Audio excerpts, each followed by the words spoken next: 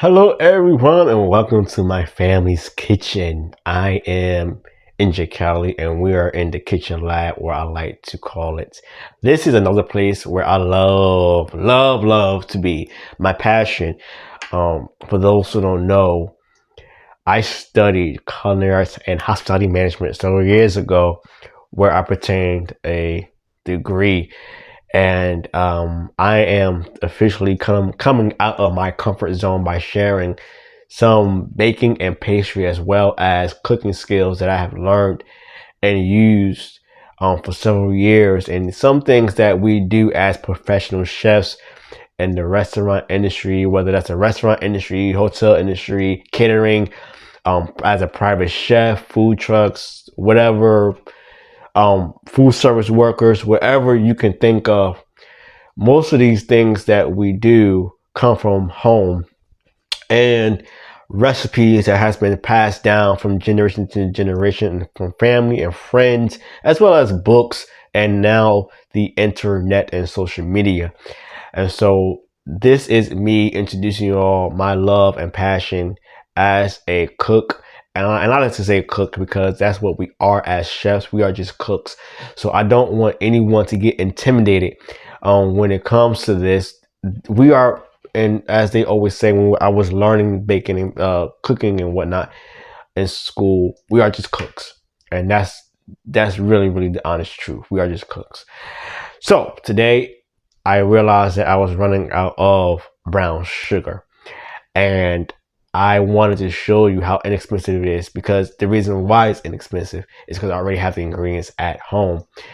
And the ingredients that you're going to want to use is, and this is, for example, I'm using sugar, but this is my vanilla sugar that I'm just showing you.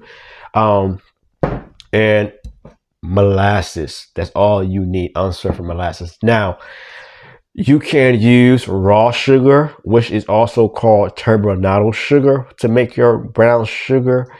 But for the equipment, there's two different ways, or three different ways, that things that you can use. And the first way is by having a bowl, whether it's small or large, depending on how much you need. Add a spatula or a spoon. Now, you're best off with a spatula. But if you don't have that, you can go ahead and use a spoon. If you opt out of the bowl and spatula or spoon, you can use a stand mixer. If you don't have a stand mixer with a whisk attachment or a paddle attachment, you can use a hand mixer. Now, for the stand mixer and you have to still scrape the bowl no matter what. Okay, and it's still good to scrape the bowl if you also are using a hand mixer as well. Excuse me. Now, for this, and I know y'all probably wondering, vanilla sugar, this is where creativity comes in as a chef or a passionate cook, okay? Whereas you can also make a vanilla brown sugar. And I am going to be doing that too on the side. I'm not going to make a lot of that, but I am going to make that too as well for my family, because I love to bake and make pastries. So let's get into it, guys. Watch this. Very easy. I know you all saying, NJCali, I thought you was going to show us everything, and I was actually doing that, and I realized that I was going on a tangent on how passionate I am about what I do. But long story short, all you want to do is just pour your molasses into the bowl with your sugar and just start stirring. That's it. You don't gotta, do anything special. You don't want this. You see right there, that's right there. You don't want this consistency right there. You want that. That's all you want. That's how easy it is. Now for me, I have some little clumps of this in here. That's okay for me. I'm not gonna make it a big deal. You don't want that. So make sure that it's all incorporated very well. If you're afraid to do it by eye, like I did, now see, this is what I'm talking about. You don't want that right there.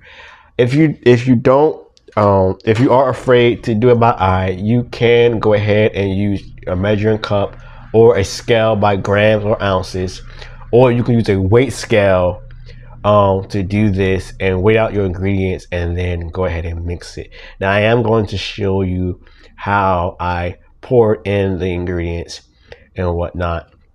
But again, this is my passion.